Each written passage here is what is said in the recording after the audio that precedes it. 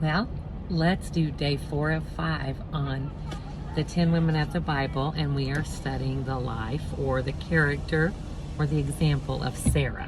You know, she went from Sarai to Sarah. I'm sitting at school while my kids are playing basketball while we're waiting for the girls to be done with volleyball practice. So here we go. Unexpected visitors. You remember in Genesis when the 3 visitors came to the tent unexpectedly with a message to Sarah and Abraham that they would have a child within, I don't think they said a year, but they would have a child. Let's see. So Sarah was in the tent and the visitors asked, "Where's your wife?" And Abraham said, "She's in the tent." And she kind of was eavesdropping on him, right? And heard him talking. This was in Genesis 18. And what happened? When Abraham saw them, he told Sarah, "Quick, go get some flour and bake some bread." He called one of his men that worked for him to go get a calf and dress it, right, for food. And while she was doing that, it sounds like she was doing some eavesdropping, right? She hears one say, "I will surely return to you about this time next year." So it was a year. And she hears one say, "And Sarah, your wife, will have a son." Well, when Sarah heard that, she cackled before she could think about it. And so, you know, Max Lucado said, well, maybe she buried her face in her bony hands and tried to stifle the laugh. But when she realized that he was really there as a messenger, she laughed again. So in Genesis 18, 1 through 15, why do you think Sarah laughed? What emotions do you think were behind her laughter? Well, first, the Bible says she was past her time as a woman, so we know that she was in menopause. So she's thinking, it's not even possible, right? And so I wonder if she had all this doubt and probably maybe shock and maybe some joy of that hope of becoming a mama was trying to, you know, this could be too good to be true.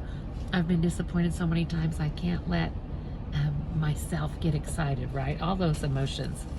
And then the next thing, in verse 13, the Lord asked Abraham, "Why did Sarah laugh? And why do you think she did?"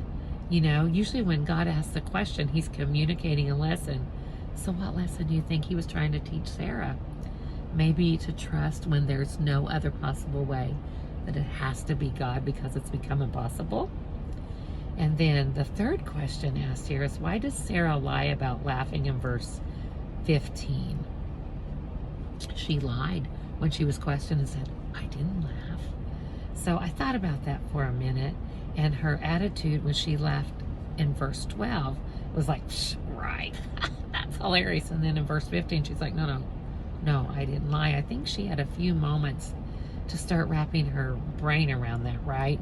And the doubt and the laughter that she had in the beginning turned to reverence as she had recalled along the way all the things that God had said and the many things she had seen him do along the way.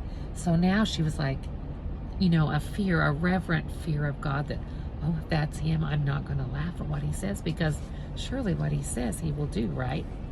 God changed the way that Sarah defined the word impossible and changed her attitude about what it meant to trust in him. When was the time that God did this to you? How did he change the way that you trusted him? Has he opened your eyes to the impossible? For me, through 15 years of infertility and knowing I had a promise from God that I would parent, and then seeing how the way that the Lord changed that, what I've learned and what I would like you to take from this is sometimes God answers our prayers by changing them. It was near the end of my journey. I didn't know it was coming to an end, that I was getting ready to be a mama. It was when I gave everything and surrendered everything to God and began to pray a different way that he was able to bring a child to me through adoption. And it was beautiful. Time won't allow me to tell that to you here today, but it was perfect and beautiful, and it's a great thing.